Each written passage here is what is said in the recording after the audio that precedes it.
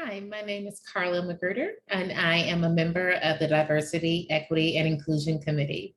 I'm happy to present the updates from 2021 and 2022. And at the end of this presentation, Haley will be available for questions.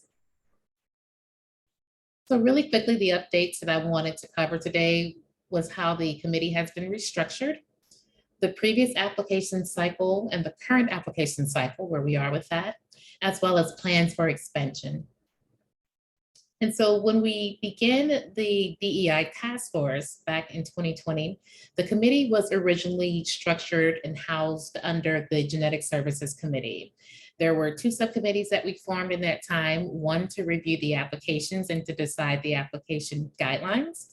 And the other was to center more around the marketing and how we got word around about the initiatives that we planned. Since that time, the committee has thankfully been added as a formal committee that is standing on its own. The current chair that is rolling on now is Anusha Vajanathan. And the subcommittees, we still have marketing, and that marketing subcommittee has so far developed an excellent contact list of people that we want to reach out to, including historically Black colleges and universities, other genetic organizations, as well as genetic counseling assistant programs. The other subcommittee that was formed was the fundraising and development committee, which I want to talk about in a second. But that committee was basically formed because as this committee gets bigger, as our goals get larger, as the people that we're going to reach gets to be larger and larger, we want to make sure that we have finances to sustain those efforts. So the previous application cycle that we already briefed you all on last year, I just want to do a really quick refresher. The whole goal of the initiatives that we had before was based on looking at the NSGC professional status survey and recognizing that there was a lack of diversity in the field. And primarily when we looked at those numbers, it showed that only 1% of the field was African-American or Black, and that number had not changed in the last 15 years. It did go up to 2% last year, so there has been a percentage change. And so for the first cycle around that initiative, our goal was to increase the number of Black candidates who applied to Texas genetic counseling programs. The two goals that we had were to first issue reimbursements to Black applicants who applied to the Texas programs, as well as pay the national max service fee. And that year we had 10 applicants. And then the other goal that we put together was a one-time living stipend for any student who was admitted into a program that identified as Black. And last year we had one applicant for that. What was really cool about this initiative, we went back and surveyed those people who did fill out the surveys, is we realized there was a large proportion of applicants who decided they would not have applied to the Texas Genetic Counseling Program without the initiative. So we did increase the people that we wanted to see. Our goal was 22 applications, so we did not reach that goal, but it was still good to see this information. And then the other fact point that we looked at was, did this initiative influence the amount of genetic counseling programs that you applied to? And of course, you can see the overwhelming number of that was yes. For the second initiative of the one-time living stipend, we did not have a number or goal in mind for that. So the fact that we had one was great. So for our current application cycle that we just closed for the first initiative, our initiatives are the same. So the goal is still to increase the Black candidates for this current year. And we had 9 applicants this year.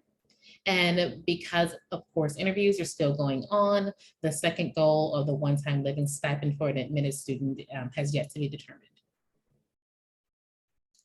And so our plans for expansion. So while we have certainly done the research and looked at the NSGC PSS and looked as well at underrepresented groups, and we stayed with that for the last couple of years, we are well aware that there are several different ways that we should be diversifying the field of Texas genetic counselors, as well as the applicants that come into the Texas programs, or at least apply to those programs. So we have great plans for expansion that we really would love your help on as a volunteer.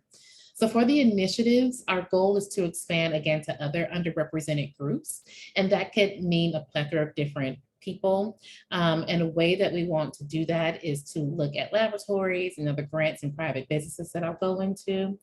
The plan is to have a 3-year strategy, and we want to base all of that off of Texas demographics. So while we're looking at our 3-year strategic plan, we aren't looking at the national numbers for who we're looking for in a genetic counseling field, but specifically looking at the Texas genetic counselors. And we've been partnering really well with the DEI groups of the programs that are here to get more of that information. So if you see a survey that goes out from TSGC or from the programs, we'd really like for you to answer that so we can get a better understanding of what the Texas landscape of genetic counselors look like, so that we can figure out what gaps we have, and that way we can decide what initiatives we need to do going forward.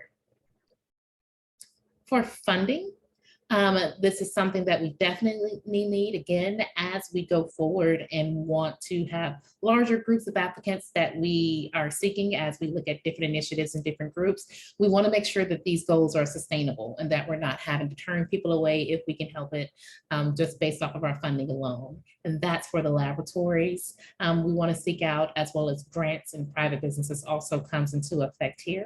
And even individuals, if there's something that you want to sponsor as an individual genetic counselor, certainly we'd be open to that as we help fund these efforts for the different initiatives. And if those initiatives change beyond application waivers, we'd love your help with that.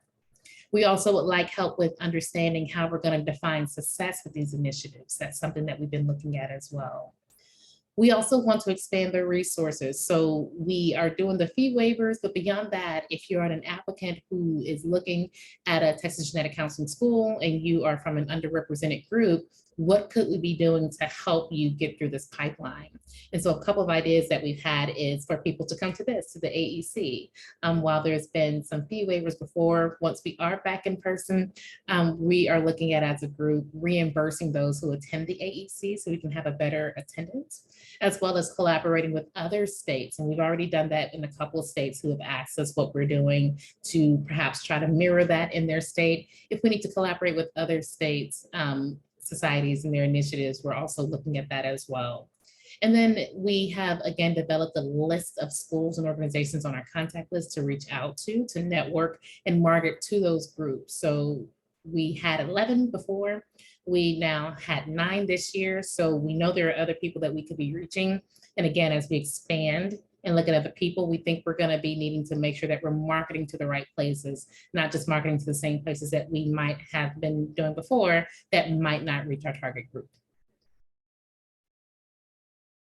And so if you are interested in volunteering or donating, if you want to be someone who sets those metrics and the goals and understands in our 3-year plan, you want to be part of those people who sets the direction of the initiatives that we do, please, please, please email us at tsgcdei@gmail.com. You can also reach out to Anusha, but we'd be happy to help. We're excited to go forward with this next year, and always excited about all the different ways that we can expand. And we look forward to any questions that you may have.